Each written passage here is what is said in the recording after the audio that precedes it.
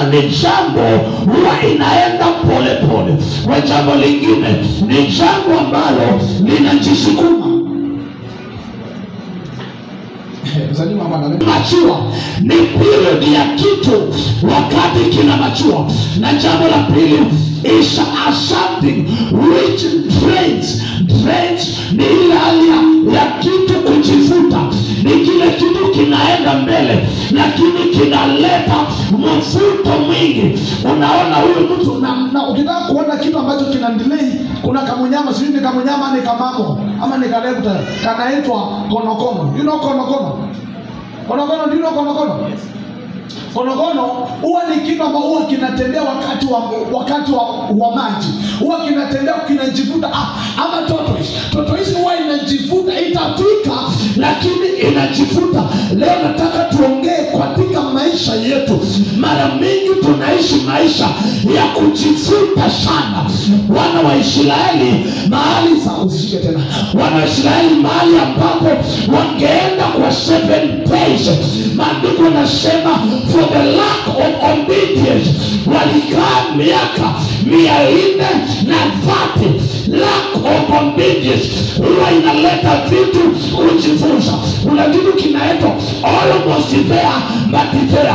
Unaona ni kama unafika lakini haufiki. Unaona unaenda lakini hauendi. Sisi kama ushaamka ukafikiria unaenda lakini hauendi. That's why Paulo kuna vitu anaongea. Anasema roho inataka, roho iliyo ndani inataka kufanya kitu lakini mwili hauna nguvu. Inamaanisha kuna roho, kwa Kiswahili ulengevu. Kuna roho ina take time mambo inachua. Are you there? Sasa nataka tudie na hiyo roho. Bwana Yesu asifiwe. Kuna watu huwa wanaambiwa nitakupigia kazi, nitakupigia simu uende kazi.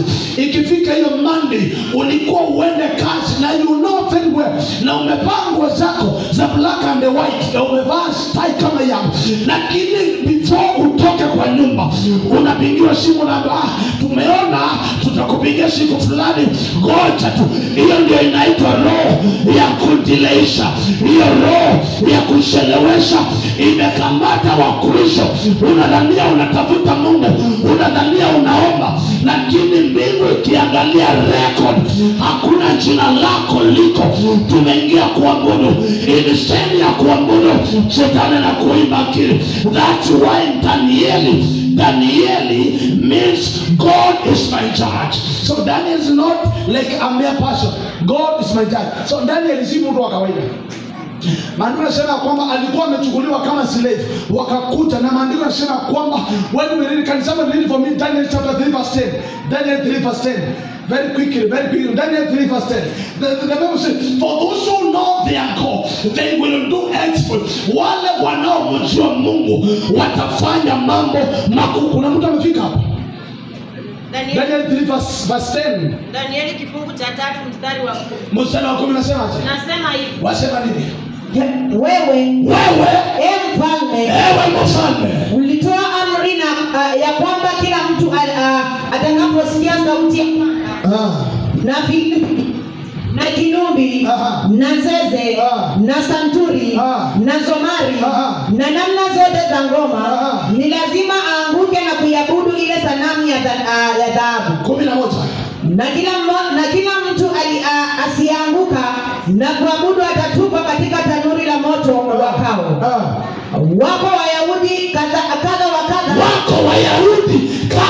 kadha. But Daniel was one of them. Lakini hapo katika hiyo context ya chapter 3 inaongea Shadraka, Meshaki na Abednego. Lakini jamaa anaitwa Daniel alikuwa amejiita kama mkutano, akachukuliwa akawekwa katika ndani la simba. Hapa anamuona Mungu. Hawa ni majamaa walifanya nini? Hebu tusome hapo haraka mama. Wako Wayahudi walioweka juu ya mambo ya wilaya ya Babeli, yaani Shadraki na Meshaki na Abednego. Watu hawa mfalme hawakukujali wewe.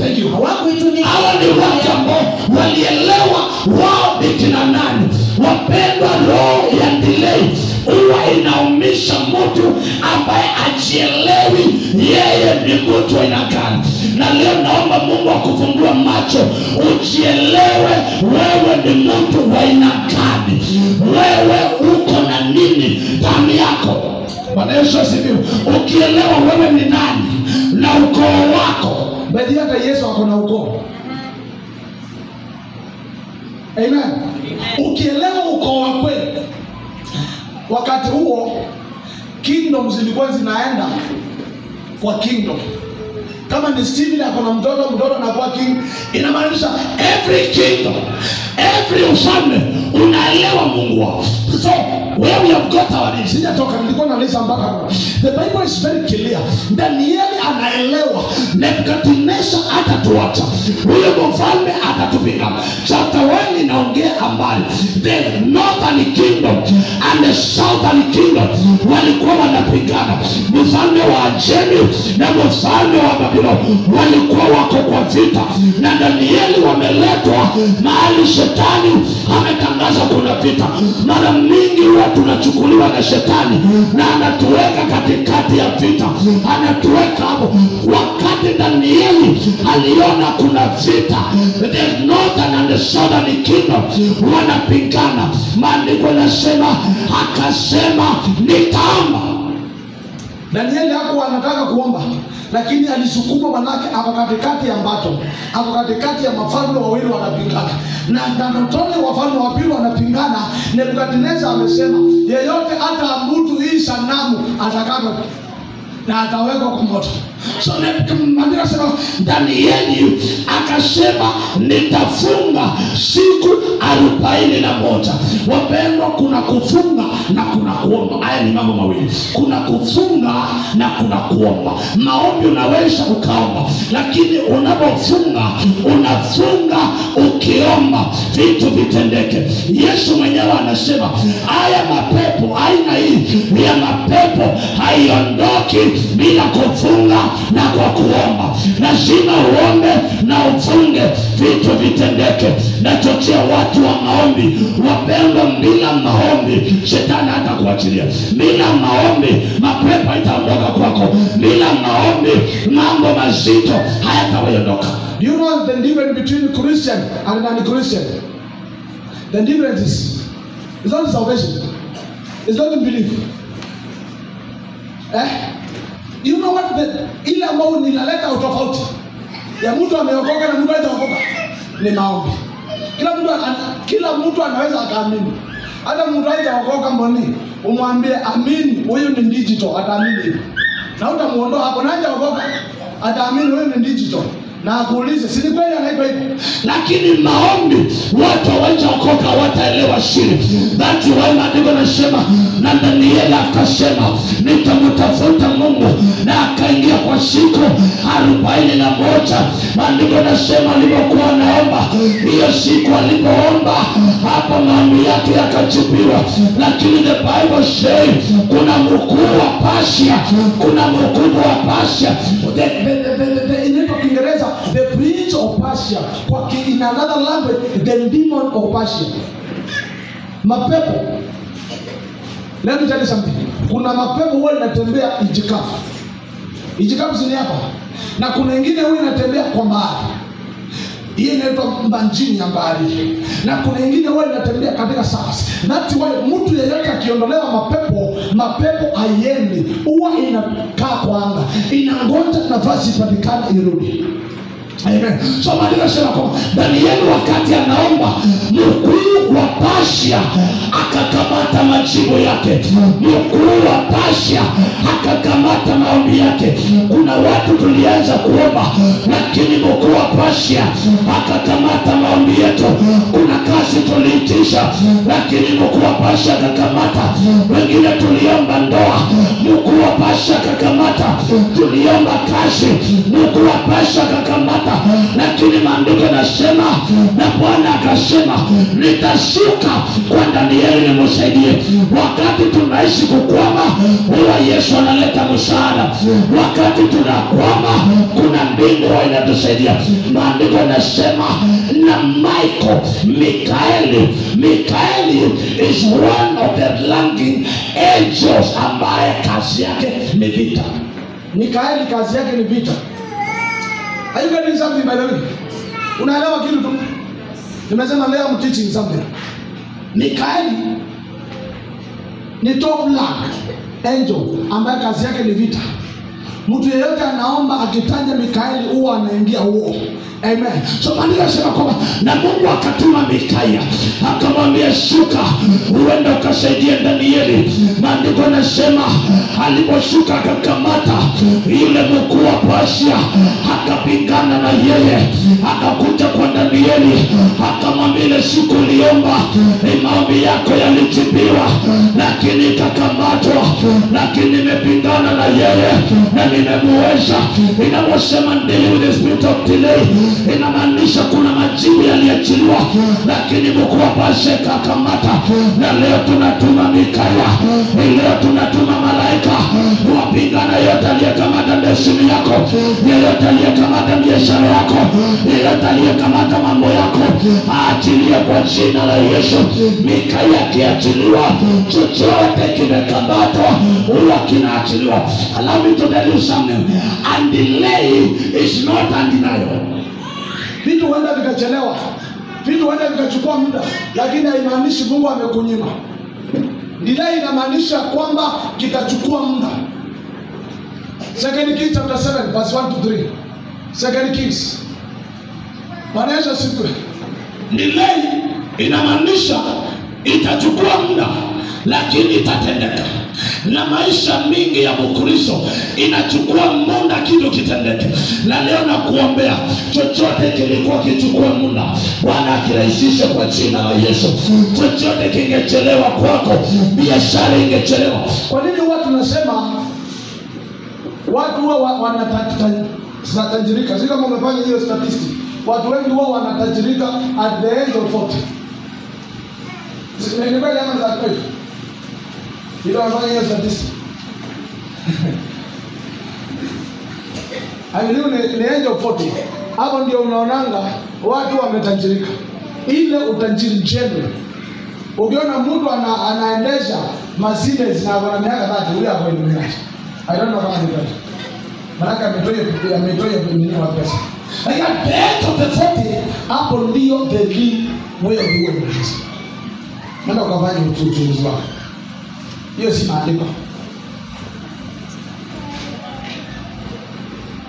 2 Kings 7. 2 Kings 7 verse 1 to 3. Anza mstari wa 3. Alafu kuonyesha watu waliokuwa wanangoja Mungu vile shetani aliwachelewesha. Wafalme wa pili Mstari wa 3. Unasema basi walipokuwa watu 4 wenye ukoma, Basi palikuwa na watu 4 wenye ukoma penye lango la mji. Yes. Wakasemezana, mbona tunakaa hapa hata tufe? Tukisema tutaingia mjini, mji mnajaa, nasi tutakufa humu. Nasi tukikaa hapa tutakufa vile vile. Haya, twende tukaliendee jeshi la Washami. Wakituhifadhi hai tutaishi, wakituua tutakufa tu. Basi wakaondoka kabla ya mapambazuko, ili waende mpaka kituo cha Washami. Na walipofika mwanzo wa kimo cha Washami, kumbe hapana mtu. Hawa ni watu 4 waliokuwa na ukoma.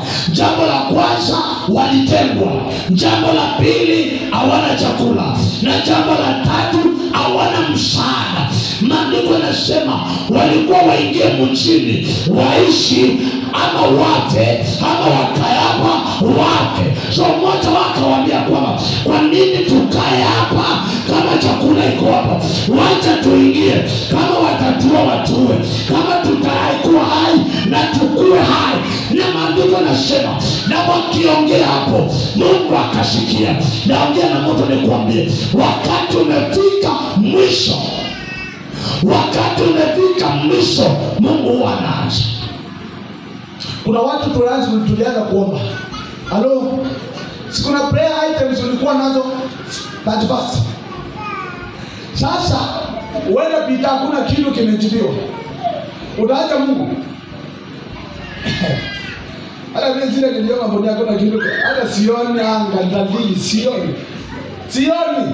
Hadi kwa mwezi wa 3, lakini I'm waiting patient. That's what the Bible says. Those who wait upon the Lord wanao mngoja Bwana ni kama mlima Sayuni ambaye hautingishiki. So the Bible says, walikuwa wamekaa wakiwa wanne, wakaulizana twende ama tusiende. Mmoja akawaambia na twende, and the God visited them. Maandiko yanasema na Mungu akawatia magurudumu kwenye miguu yao, wakasikika ni kama kishindo. Wapendwa, unless you understand, kuna potential uko nayo, shetani atakufinyilia, mapepo yatakufinyilia, mangoto yatakufinyilia. Elewa you have a potential inside you. Uko na neema ya kupigana ndani yako. Elewa kile umebeba kinahitaji ukichochea ndipo usipigane vita. Bwana Yesu asifiwe. Maandiko yanasema kwamba walipoingia ndani wakapata maaskari wamekimbia, wameacha chakula zao, wameacha kila kitu. Bwana Yesu asifiwe. Amen. Mwanzo 16. Kuna jamaa hapa alingoja sana, anaitwa Ibrahimu na Sarai. Maandiko yanasema kwamba Mungu aliwaambia nitawabariki, lakini wakangoja, wakachoka. Sarai akamwambia, nimengoja sana, sichukue huyu maid. Tusome Mwanzo 16 mstari wa 1. Nasema hivi: Basi Sarai mkewe Abraham hakumzalia mwana, naye alikuwa na mjakazi Misri jina lake Ajiri. Sarai akamwambia Abraham, basi sasa Bwana amenifunga tumbo nisizae. Umwingilie mjakazi wangu badala, labda nitapata uzao kwa yeye. Ibrahimu amengoja, Sarai amengoja. Mama ni mzee. Unajua chapter 12 ndipo aliambiwa na Mungu atambariki. Lakini tuko chapter 16 na bado hakuna kitu kinatendeka. Alipata mtoto chapter 18. Sasa Sarai amengoja, akachoka, akamwambia mzee, sichukue huyo, mborake tunahitaji mtu tu. Maandiko yanasema wakazaa mtoto. Wapendwa, wakati tunangoja kuwa patient na shetani wanatuongelesha kwa sauti kubwa. Kuna sauti kubwa ya shetani huwa inaongea kwa mtu ambaye hajangoja. Leo unakosa kuuza, unasema asante, kuna kuanga na watu wengi, mimi siende kuuza Sunday. Let me tell you, utauza Sunday mara 100. What is the fact about it? Utauza, lakini Monday, Tuesday, Wednesday hautauza kitu. zile ulifanya Sunday unazikula wiki hiyo yote. Maana sauti ya shetani itakwambia umeomba sana, kuna kitu kinatendeka. Wakati Mungu anatembelea mwanadamu, alikuwa anaenda shamba la Edeni. Genesis chapter 3. Anamuuliza Adamu, uko wapi? Siku moja akaupata wamedanganywa. Akamwambia niko hapa, lakini niko uchi. Wapendwa, as long as we are waiting the Lord, wacha tumungoje na tuseme, hata kama kuna delay. Najua delay ingine ni ya Mungu na ingine ni ya shetani. You need to understand why things are not working, why things are not moving. Kwa nini vitu vyangu havisongi? Kwa nini mambo yangu haisongi? Watu wa biashara ndio wanakuanga kwa mtihani mkubwa. Leo unauza 500, hiyo kesho nyingine unauza 300, hiyo nyingine unauza 1000. Unasema ni nini hiki kinaendelea? Kuna kupima, unapima. Kuna mtihani unafanyishwa. Lakini yeyote ukaa kwa madhabahu. Wapendwa, nilikuwa nikisema hivi, naongelesha hivi mtu nimwambia kwamba Danieli malaika wamekuja. Verse 11 inasema aliposhuka akatetemeka, akashio ni nini? Maandiko yanasema usiogope Danieli, manake siku ulioomba ndio majibu yako yaliachiliwa. Majibu yako yaliachiliwa. Kuna watu waliomba siku ya kwanza, Mungu akasikia, lakini mapepo ya ukoo ikakamata, waganga nyumbani wakakamata. Na mimi natangaza kwa nyumba yako, kuna malaika ataachiliwa, atapingana na wao kwa jina la Yesu. Yeyote anainuka akamate mzee wako, inatuma malaika kwa jina la Yesu, atakushindania, atakupigania. Usikate kuomba, mbingu inaona. Hiyo siku uliomba, omba hata tena, endelea kuomba, majibu yataachiliwa leo.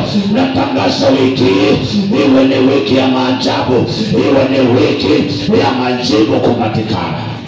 Kuwa kuna masaa ya kufanya kazi, ya kusoma, ya kufanya mtihani, na tunangoja majibu. Wiki hii majibu ipatikane kwa jina la Yesu. Chochote umekuwa unaomba, chochote ambacho unaishi kwamba Mungu atende. Kuna mtu anasema hapa, pastor nataka hii, pastor ni kama unioni, pastor ni kama unijui, pastor umeniombea lakini nothing is working. Naomba Mungu akakusikia kwa jina la Yesu. Pesheni yako itafanya majibu yapatikane. Subira yako itafanya vitu vitendeke. Usiondoke kwa madhabahu, maana muujiza umechelewa. Usiame kwa Mungu, maana vitu haviendi. Danieli ukimuuliza atakwambia nilifunga lakini hakuna majibu. By the way, alijibiwa na malaika wakati alimaliza kufunga, after 21 days. Lakini silijibiwa siku ya kwanza, lakini hakupata access ya kila aliomba until 21. Kuna watu tuko hapa tunaomba pastor niombee, na kuombea unashindwa. Kama huyo pastor wangu anaanga roho, kama huyo pastor anaanga nguvu, ananiombea lakini hakuna kitu. Hiyo siku nilikuwekelea mkono, kuna vitu viliachiliwa, lakini mapepo ikakamata. Waganga wakasema watakuachilia. Hapo natangaza kila mkuu wapasha aliyekamata nyota yako, aliyekamata destiny yako, achilia kwa jina la Yesu. Hatutapingana tena, vita imeisha kwa jina la Yesu. Pokea majibu ya maombi yako, uipokea kutoka leo. Wale wanaomba kazi ijibiwe leo, wanaomba ndoa ipatikane leo, wanatafuta huduma, pokea majibu kwa jina la Yesu Kristo. Verse 17 nasema aje Daniel 10. Nataka kumaliza. Verse 17 mstari wa 17 nasema hivi, maana mtumishi wa Bwana wangu huyu ataweza. Nikisema hivi, Mungu akutie nguvu leo. Maandiko yanasema Danieli ameomba nguvu ikaisha, majibu ipatikane. Lakini wakati majibu inakuja, jambo la mwisho iliyofanyika, mtu mmoja kama mwanadamu akamungusa Danieli na akamtia nguvu. Naomba Mungu akutie nguvu kwa jina la Yesu. Naomba Mungu akupe nguvu ya kufanya vile ungefanya, vile ulikuwa unaona vimechelewa. Mungu akupe nguvu tu. Huenda kuna delay iko, lakini mbingu itakusaidia. Huenda kuna delay ambayo unaiona, lakini Mungu anakuwazia mema. Mungu atakushindania, Mungu atakupa nguvu katika jina la Yesu. Siangushe kazi yako leo, siangushe familia yako. Akangusha Danieli na akamtia nguvu tena. Alikuwa kwa mfungo, lakini nguvu ikarudi. Hata urejeshewe nguvu yako, chochote ni chako, urejeshewe kwa jina la Yesu. Hebu pigia Yesu makofi mazuri. Na mtu aliniambia pasa malizangi mara moja, na malizanga mara kama 3. Nikimalizia Exodus 32 verse 1. Nikabaza malizangi once. Tukitoka hapo niwaambie tukimaliza tena. Exodus 32. Unaona? Anamuona hiyo mic inasumbua. First honest ni better. Also. Nasema hivi, hapo walipoona ya kuwa Musa amekawia kushuka katika mlima. Watu wa Israeli wameona Musa amechelewa. wakakusanyana wakasema, wakamwendea Rute wakamwambia haya, katufanyizie miungu itakayokwenda mbele yetu, kwa maana Musa huyo aliyetutoa katika nchi ya Misri hatujui yaliyompata. Mstari wa 3. Wa pili unasema hivi, Haruni akawaambia nini? Zivunjeni pete na dhahabu na minyororo na kila kitu uko nacho zilizoko katika masikio zenu, na wana wenu na binti zenu mkaniletee. Watu wote wakazivunja pete za dhahabu zilizo katika masikio yao, wakamletea Haruni. Akaipokea mikononi mwao, akaitengeneza kwa pakati, akaifanya iwe sanamu ya dama. Thank you. Maandiko yanasema wamengoja Musa, wakaongea wakasema, hatujui Musa nini kilimpata. Si ule ndugu yako, si utengenezee Mungu tuanze kumwabudu before akuje. Na maandiko yanasema kwamba akawaambia toeni pete za dhahabu nini mikufu, wakatengeneza Mungu wa ng'ombe. Musa anakuja amebeba 10 commandments. Akapata watu wanaabudu, akakasirika, akaipiganisha. Hiyo ni lack of patience. Bwana Yesu asifiwe. Lack of patience. Hawakungoja. Wanaambia Aaron tengeneza. Wapendwa, lazima tuwe na moyo wa kungoja. Muujiza wangu si kama ule wa mwingine. Uenda leo nikaomba kitu kikatendeka, mwingine akaomba kitu kikachelewa. Si kwamba Mungu hajajibu, Mungu aliona, Mungu alijibu. Lakini let me tell you something as I call it, kila kitu kiko na what we call a duration of maturity. Kila kitu kiko na muda wa kitu hiyo kukamilika. Na ninaomba chochote ni chako, muda uishe, na hiyo kitu kitendeke kwa jina la Yesu. Waliokuwa wanasubiri leo patana na muujiza wako, waliokuwa wanangoja kesho pokea muujiza wako. If they were waiting for Moses, wakaona amechelewa. Wapenda, Mungu hawezi akachelewa, si kama mwanadamu. Huyu ni Musa amechelewa, Mungu wetu hawezi akachelewa. Kuna vitu umeomba kutoka Januari, si Mungu akujibu wiki kwa jina la Yesu. Nimekukumbusha jambo moja, Danieli alikuwa mwombezi kama wewe. Danieli aliomba kama wewe, maombi kakamatwa. Pastor, usidhani maombi yako huwezi kakamatwa. Shetani anaweza akaikamata, imeachiliwa lakini ikakamatwa. Lakini ikikamatwa, Mungu hata bila tumwambie huwa anaona na anatumana. Exodus chapter 3, maandiko yanasema na Mungu akasikia na akaona kilio cha wana wa Israeli. Hawakumwambia tunalia. By the way, Mungu hahitaji umwambie. Ndio maana tumepewa maombi kwa Matthew 6. As I tulai tu, our Father who is in heaven,